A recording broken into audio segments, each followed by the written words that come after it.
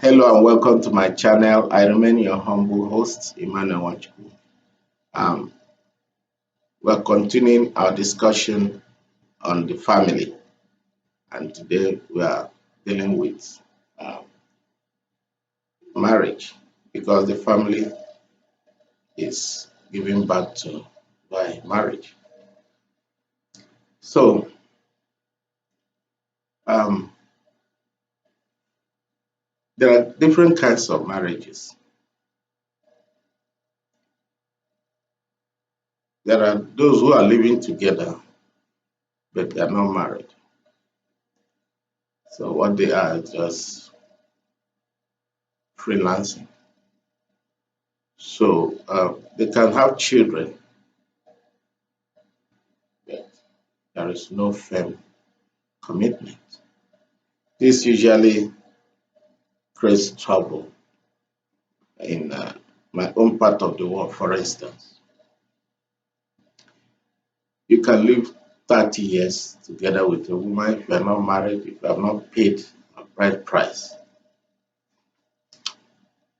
you are not regarded as married. You can have 10 or 15 children. If anything happens, the man dies, for instance, the man's community cannot claim that the child is part of them because they'll tell you the mother was not married. So for marriage to really be accepted as having been contracted, the young man and his family must pay on the head of the young woman being married. That's the way to pay on your head. That's pay your dowry. The dowry is the requirements like clothing, food items, and cash. Um, when two people decide to marry, the onus is on the man and his relatives, led by his father or his uncle, or whoever is representing his family, to go to the girl's family. First time they call it one wine carrying or knocking on the door. It usually involves taking a bottle of wine or a couple bottles to the girl's house, and in the presence of her own relatives to make the intention of why you are here. You present the wine and you say your intention that we saw a beautiful rose here, I want to pluck it. Some colorful way to say it. Oh, that's one she got. We are pursuing and running to this compound, for instance. We came to take it. So if you are from my own part of the world, in Igbo land, they will understand what that means. And that's okay. Which of the goats or which of the flowers you want to pluck? You mention the girl's name.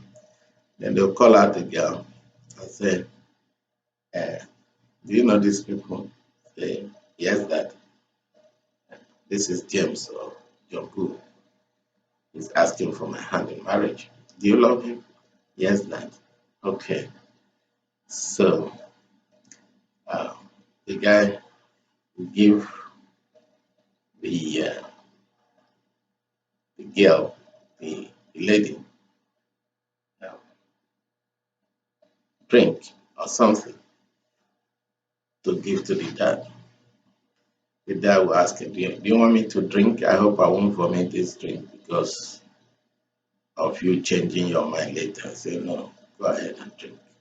So the man will drink it, and everybody will clap happily that they've been accepted. So the guest family will now give you a list of the things you are required to do. Let me mention here that in the days of yore, in the days of our great grandparents were young people, diaries were not commercialized, just tokens that are usually required of the family to authenticate, to make it cost you something so that you respect it. Because whatever is given to people cheaply or freely uh, the attitude towards is usually callous, as it were. So they make you pay something. So when you remember that this thing costs something, the expectation is that you respect it. So having done that, you take the list and they leave and they go and study the list. If there are things they don't feel happy with, they report back and say, can you remove this? If they agree, you remove it. If they don't, there's usually further negotiation. But let's keep it. So, assuming that has been agreed, they choose a date to come, and then colorful ceremony follows the marriage. It's called traditional marriage. Um, Before this time, depending on how enlightened or how willing the couple is, they would have gone to court to do the court wedding. It has to be wedded by the law for a magistrate or whatever it is. Sometimes it's done afterwards. It depends on what is agreeable by both families. So when that is done, you do your traditional marriage. Some people will tell you, okay, take your wife and go. You are now married. But for Christians, the marriage is not consummated until you are wedded by a priest in a church. And that one also is called white wedding. Why it's called white wedding, your brother doesn't know. But that's what we hear, white wedding. Maybe because it's church. So a priest weds you, and then another elaborate party. What I've discovered in many years of counseling with young people who are getting married is that they hardly prepare for marriage. Rather, they prepare extravagantly and unnecessarily in most cases for just the wedding day. The reason I say so is that I've seen marriages that after the wedding night they crash because a lot of things were taken for granted. You are just focusing on what you're going to wear on your wedding day, the kind of car that you start looking for who has the biggest car in the church or your relatives. Meanwhile, it's just one day thing and everybody goes on. You go and pick out two or three, call the press, do a number of things to show. Yeah. But the irony is that after that, the people don't even remember how your wedding was. Whether it was water you drank or wine, nobody remembers because after that, several others will take place. So I always advise that young people who are getting married should have the mindset of a businessman. Make profit, not loss. Don't go and borrow and call the musician on loan. Please play, I'll pay you 2 weeks after. The photographer, the video man, the the company where you went to hire the limousine. Everybody is waiting for you while your wedding is going on. When you turn this way, they smile at you, think they love you. They're just making sign for you to remember that I'll soon be going and I'll need my balance. And the result is that you start from the one to go become a debtor. So I usually warn young people reduce the forfeit for that wedding day. Plan for the marriage. How beautiful will it be if after your marriage you still have surplus balance?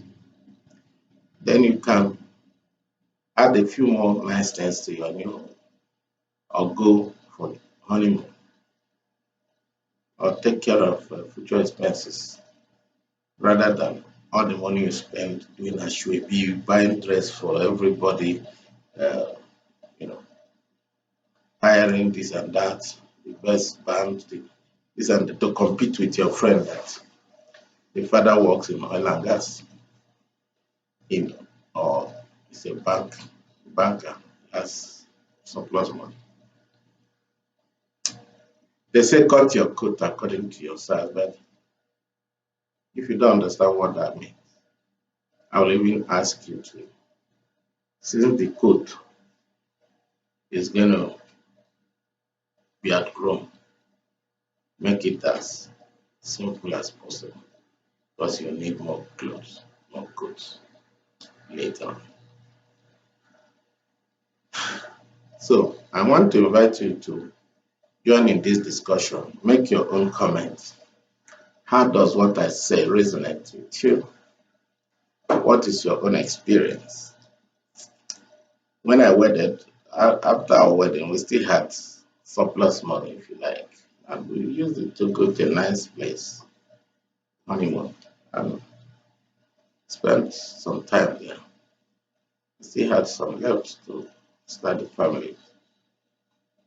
Don't put everything on your wedding because nobody after that wedding itself, the next Saturday or Sunday, another person is going to wed. That will erode the memory of yours. So don't spend your life planning for one day party at the expense of a lifetime of financial um, obligations. Reserve what you have. Even if they give you millions to prosecute maybe your dad or whoever is wealthy, give you the money, save it. So that after the wedding day, you can live the kind of nice life you want to live with it. Don't use it to do things on your wedding day. So, having said that, let's assume now that the wedding is done. 5, 6, 7 p.m. Everybody goes. If you have the money, you've paid off for everybody. If you don't have, you start explaining to them. That will drag you. And your wife is sweating and waiting for you to take her home. They came to your house, case maybe. And the young woman is exhausted. She just, you know, she doesn't know why